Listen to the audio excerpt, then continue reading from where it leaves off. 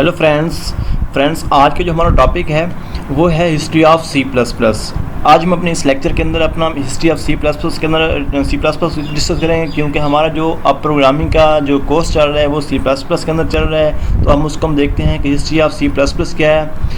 History of C plus plus, अब इसको पढ़ने से पहले हम थोड़ा इसके बैकएंड पे जाना पड़ेगा कि ही history of C plus plus है क्या। बेसिकली सी प्लस प्लस से कुछ चीज़ पहले भी आई होगी जिसको मॉडिफाई किया होगा, जिसके अंदर कोई न्यू फीचर डाले होंगे, देन सी प्लस प्लस बना होगा, तो उसको हम डिस्कस करेंगे। तो हम पहले देख लेते हैं इसकी हिस्ट्री। काफ़ी सारी वो कहते हैं कि many new programming language appear during 1960, यानी कि 1960 के अंदर काफ़ी सारी अपेयर हुई थी programming language. The computer at that time pair still early stage of development. उस टाइम जो कंप्यूटर था अर्ली स्टेज थी डेवलपमेंट की, तो एक जो मतलब जो प्रोसेस चल रहा था वो नया चल रहा था, कंप्यूटर नया बन रहा था। तो उसलिए के लिए क्या करना, एक लैंग्वेज का होना ज़रूरी था। तो उस पे हमारे पास पहले कौन सी लैंग्वेज थी वो हम देखते हैं। The language Algol 60 was develop alternate to Fortran. Fortran हमारे पास एक प्रोग्रामिंग लैंग्वेज है, हम देख चुके हैं वो हमारे पास कौन सी लैंग्वेज हम प्रीवियस लेक्चर में डिस्कस कर चुके हैं। तो वो कहते हैं इसकी क्या थी, अल्टरनेटिव थी अल्गोल। द CPL क्या है, कंबाइंड प्रोग्रामिंग लैंग्वेज। इसके अंदर मतलब काफ़ी सारी प्रोग्रामिंग लैंग्वेज होती थी। द डेवलप इन 1963, यानी कि 63 के अंदर इस लैंग्वेज को डेवलप किया गया था, जिसके थ्रू हम क्या करते थे, अपनी प्रोग्रामिंग या अपना कंप्यूटर को कोई चीज़ समझाना हो उसके अंदर हम कम्युनिकेशन करने के लिए, कम्युनिकेट करने के यूज़ करते थे। और भी काफ़ी सारी लैंग्वेज बनी थी। Ken Thompson create by B language, यानी कि अब बी लैंग्वेज पहले बनी थी कब, 1970 के अंदर, 1917 के अंदर, 1970 के अंदर बी लैंग्वेज बनी थी। बी लैंग्वेज क्या थी, B get derived from C language, यानी कि जो सी लैंग्वेज है वो किससे निकली है, बी से। बी हमारे पास पहले एक लैंग्वेज थी, प्रोग्रामिंग लैंग्वेज थी, उससे फिर उसको मॉडिफाई किया, देन हमारे पास क्या बनी, सी लैंग्वेज बनी, यानी कि उसका ज़रिया बनी सी लैंग्वेज बनाने का। The B language provided the basic of development of C language, यानी कि जो बी लैंग्वेज थी वो सी लैंग्वेज बनाने के लिए क्या थी, यूज़ होती थी। क्योंकि हमें एक लैंग्वेज से दूसरी लैंग्वेज मॉडिफाई करने के लिए या जाने के लिए कोई ऐसी लैंग्वेज होना ज़रूरी है जिसको हम क्या यूज़ करते हुए नेक्स्ट लैंग्वेज में जा सकें। C language original return in Unix, यानी कि ऑपरेटिंग सिस्टम उस समय यूज़ हो रहा था जब हमने सी लैंग्वेज बनाई थी, मतलब जब हमारे पास सी लैंग्वेज डेवलप हो रही थी ओरिजिनली, उस time Unix operating system use हो रहा था, उस टाइम विंडो का कोई कंसेप्ट नहीं था। अब उसके बाद है the earlier version of C was known as K&R, यानी कि जिसको सी को पहले जिसने बनाया था वो K&R बना था, ठीक है, उसने इसको डेवलप किया था। द ANS का मतलब क्या है, अमेरिकन नेशनल स्टैंडर्ड इंस्टीट्यूट, यानी कि ये एक इंस्टीट्यूट है, एक ऑर्गेनाइजेशन है जहाँ से क्या होती हैं ये जो लैंग्वेज होती हैं या कोई ऐसे फंक्शन क्लासेस जहाँ से रजिस्टर होती हैं, उससे ये हमारे पास एक इदारा है। Developing standard version of the language, यानी कि उसने क्या किया, उसको स्टैंडर्ड लैंग्वेज के तौर पे दिया। The standard version of known as, जब सी को उसने कोई वर्जन दिया, स्टैंडर्ड बनाया, तो उसको क्या लिखा, ANSIC, सी के नाम से उसको सी आगे उसने ऐड कर दिया।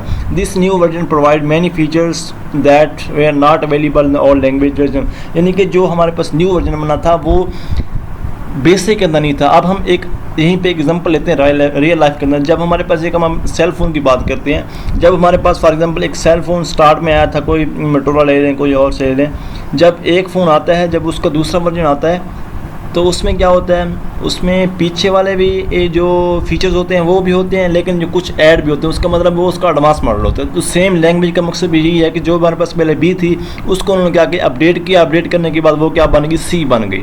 अब इसी तरह ही मोबाइल की यही वही बात आ गई कि पहले हमारे पास कुछ फीचर होते थे, उसके बाद पहले हमारे पास कैमरा नहीं होता था मोबाइल के अंदर, तो उसने क्या किया, अब हमारे पास मोबाइल वही है, सारा कुछ वही है, वही कारें करवा रहे हैं, वही सब कुछ करवा रहे हैं, लेकिन उसके अंदर उन्होंने क्या कर दिया, ऐड कर दिया, किसको, कैमरा को। जब कैमरा को उसने ऐड किया तो वो क्या कर दिया, एक एडवांस मॉडल बन गया। तो इसी तरह सी लैंग्वेज के अंदर कोई चीज़ ऐसी चीज़ें हैं जो बी के अंदर नहीं थी। अब हमारे पास क्या है, Bell standard develop C plus plus programming in 1960। अब सी प्लस प्लस का डेवलप स्टार्ट हो गया था कब, 1980 में। 1980 के अंदर जो है उसका स्टार्ट हो गया था। क्योंकि हमारे पास जो प्रोग्रामिंग, जो हमारे पास प्रोग्राम डेवलप होते थे उसके लिए हमें एडवांस लैंग्वेज होना ज़रूरी था, तो इसलिए उन्होंने क्या किया, सी प्लस प्लस को बनाया। The first commercial release of language appear October 1985, यानी कि जो फर्स्ट रिलीज़ हुई थी कमर्शियल मार्केट के अंदर, मतलब जो उसमें हम यूज़ करने के लिए काबिल हमारे पास अक्टूबर 1980 के अंदर बनी थी। It was originally name with C with classes, यानी कि उसका नाम ओरिजिनल सी था, उसके अंदर कुछ मजीद एडिशन की तो उसके बाद सी प्लस में हमारे पास बन गई। तो it allowed to use programming technique known as OOP, हम इसको ऊब का नाम भी देते होते हैं किसको, हमारे सी प्लस प्लस को, क्योंकि उसके अंदर ऐसी लैंग्वेज है, वो ऐसी लैंग्वेज है, उसके अंदर क्लासेस भी हो रही होती हैं, उसके अंदर फंक्शन भी हैं, काफ़ी सारी चीज़ें हैं जो सी प्लस प्लस के अंदर नहीं थी, उसका एडवांस फीचर ये है। आगे हमारे पास है C++ was refined during 1980, it become unique language, यानी कि 1980 को इसको यूनिक लैंग्वेज करार दिया, क्योंकि हमारे पास उस टाइम ये स्ट्रॉन्ग लैंग्वेज होती, क्योंकि उसके बाद कोई हमारे पास न्यू लैंग्वेज नहीं आई थी, तो हमारी जो डेवलप्ड लैंग्वेज थी उसके बाद वो हमारे पास क्या थी, C++ थी। It was very much compatible with the code of C and provided the most important characteristics of C, यानी कि C से वो क्या थे, इसके अंदर काफ़ी सारे ऐसे फीचर्स थे जो C के अंदर नहीं थे, उसके लिए वो हमें ईजी थी। ANSI फॉर C++ 1990, उसका मतलब है जो ANS जो हमारे पास अमेरिकन नेशनल स्टैंडर्ड इंस्टीट्यूट था, उससे हमने कब रिकॉग्नाइज करवाई, स्टैंडर्ड करवाई 1990 में, 1990 के अंदर इसको रिकॉग्नाइज किया गया था, 1990 के अंदर रिकॉग्नाइज किया गया था। In mid 1998 ANSI C++ language standard, यानी कि उसको हमने रजिस्टर करवाने के लिए कब दिया था, 90 में, तो उसने क्या कर दिया 98 के अंदर उसने क्या कर दिया, उसको अप्रूव कर दिया था, किससे, हमारा ऑर्गेनाइजेशन से C++ को। The standard used by the most of compile today, compile program जो कंपाइलर होते हैं वो इसको यूज़ करने के लिए क्या करते हैं, बहुत सारी हेल्प लेते हैं। The language become very popular and now it preferred language to develop the professional application it on all platform, यानी कि C++ हमारे पास क्या है, basic language, advance basic language है, तो उसको यूज़ करते हुए हम काफ़ी सारे अपना जो प्रोफेशनल एप्लीकेशन है उसको डेवलप करने में काफ़ी उससे मदद मिलती है। उसके बाद हमारे पास क्या है, कुछ इंपॉर्टेंट फीचर्स हैं जो C++ के अंदर हैं, जो C के अंदर नहीं थे, वो हम देखते हैं कौन कौन से हैं। उसमें हमारे पास है some important features of C++ और एज फॉलो।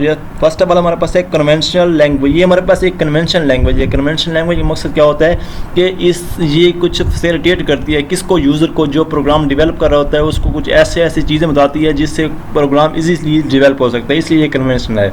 अब इसमें दूसरा हमारे पास क्या है, वेल स्ट्रक्चर है। वेल स्ट्रक्चर का मकसद जब हम एक प्रोग्राम लिखते हैं उसका एक हमें स्ट्रक्चर बना गया कि आपने इसको स्टार्ट कहाँ से करना है, अगर आप इसमें ये कोड डालेंगे तो उससे ये होगा, मतलब उसका एक स्ट्रक्चर की बुनियाद पे होता है, यानी कि एक वेल स्ट्रक्चर्ड प्रोग्रामिंग लैंग्वेज है। केस सेंसिटिव है। अब इसके बाद मशीन इंडिपेंडेंस है।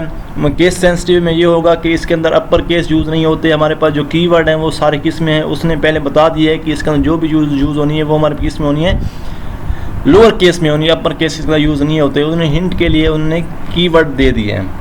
मशीन इंडिपेंडेंस है। अब मशीन इंडिपेंडेंस का मतलब ये होता है कि जो हमारे पास पहले बी लैंग्वेज थी या कोई और लैंग्वेज होती थी, उसको जिस प्रोग्राम पे डेवलप करते थे जिस कंप्यूटर के ऊपर डेवलप करते थे उसी कंप्यूटर के ऊपर उसको हम यूज़ कर सकते थे, दूसरे के ऊपर यूज़ नहीं कर सकते। लेकिन C++ हमारे पास इसके अंदर ये फीचर है कि फॉर एग्जाम्पल हमने एक डेल के कंप्यूटर के हमने उसको प्रोग्राम को बनाया, हम उसको HP के लैपटॉप पे हम सिस्टम पे यूज़ कर सकते हैं, तो इसलिए ये क्या है, मशीन इंडिपेंडेंस है, किसी मशीन पे ये डिपेंड नहीं करता। ये ऑब्जेक्ट ओरिएंटेड है। ऑब्जेक्ट ओरिएंटेड में ये होता है कि इसके अंदर कुछ क्लासेस होती हैं, कुछ फंक्शन होते हैं, कुछ लाइब्रेरीज ऐड होती हैं, जिससे वो हमारे पास क्या होता है, हमें एडवांस चीज़ें प्रोवाइड करती है। आगे हमारे पास है मॉड्यूलर प्रोग्रामिंग। इसके अंदर मॉड्यूलर का मतलब ये है कि इसके अंदर कुछ मॉड्यूल्स होते हैं जिसकी बिना पे हम क्या कर सकते हैं, इसको आपस में यूज़ करके क्लासेस इनहेरिट, यानी कि काफ़ी सारे एक दूसरे से अटैच करके हम अपना क्या कर सकते हैं, पर्पस डिफाइन कर सकते हैं। स्टैंडर्ड लाइब्रेरीज, इसके अंदर काफ़ी सारे लाइब्रेरीज हैं, डिफ़ॉल्ट हैं, जो बिल्ट इन बनी मिलेंगे, उसको हम जस्ट यूज़ करते हुए अपना हम काम कर सकते हैं। हार्डवेयर कंट्रोल है। C++ लैंग्वेज क्या करती है, हार्डवेयर को कंट्रोल करती है, जिसकी बिना पे हार्डवेयर इंस्ट्रक्शन के मुताबिक यूज़ होता है। आगे हमारे पास क्या है, ये पॉपुलर लैंग्वेज है। पॉपुलर लैंग्वेज का मतलब ये है कि यानी कि जैसे हमारे पास C थी या B लैंग्वेज थी, वो इतनी पॉपुलर नहीं थी क्योंकि हमारे पास उसके अंदर कोई ऐसे एडवांस फीचर नहीं थे जिसको याद रखा जाए। तो हमारे पास ये क्या है, C++ एक पॉपुलर लैंग्वेज है, प्रोग्राम लिखने में ईजी है, हाई लेवल लैंग्वेज है। ये हमारे पास क्या है, उससे आसानी से हम इसके अंदर प्रोग्राम लिख सकते हैं। आगे हमारे पास क्या स्पीड है, इसके अंदर मतलब ये है कि हम जब प्रोग्राम लिखते हैं तो हमारी जो स्पीड होती है, जो प्रोग्राम लिखने की स्पीड होती है वो थोड़ी फास्ट होती है, क्योंकि हमारे पास ये हाई लेवल लैंग्वेज है। High level language near to human होती है, तो हमें प्रोग्राम लिखने में आसानी पैदा होती है, तो इससे हम अपना काम करते हैं। आगे हमारे पास क्या ये सी कंपेटेबिलिटी। आज का हमारा यहाँ पे लेक्चर एंड होता है। अगर आपको कोई क्वेश्चन है, अगर आपने कोई सजेशन देनी है तो आप मुझे कमेंट्स में दे सकते हैं। अगर आपको कोई प्रॉब्लम है, कहीं पे कोई समझ नहीं है, तो आप मुझे कमेंट्स में मुझसे पूछ सकते हैं, मैं इंशाल्लाह आपको उसका रिप्लाई करूँगा। अगर आपने कोई सजेशन देनी है वो भी दे सकते हैं, और मुझे ये बता सकते हैं आपको क्लास कैसी लगी। अगर आज में कोई मॉडिफिकेशन करनी है हम उसमें वो करेंगे। और इसके बाद अभी तक अगर आपने हमारा चैनल सब्सक्राइब नहीं किया तो आप अपना चैनल सब्सक्राइब कर लें, ताकि आपको हमारे आने वाले वीडियो मिल सके और आप अपनी प्रोग्रामिंग को स्ट्रॉन्ग कर सकें, अपने लर्न कर सकें। और इसके साथ साथ अपने दोस्तों को बताएं, इसको लाइक करें, शेयर करें। और अभी हमारी क्लासेस स्टार्ट हुई हैं, तो आप अपने दोस्तों को इनवाइट करके उसको प्रोग्रामिंग सिखा सकते हैं। तो हम मिलते हैं इंशाल्लाह नेक्स्ट वीडियो में। अपना बहुत सारा ख्याल रखिएगा। अल्लाह हाफिज़।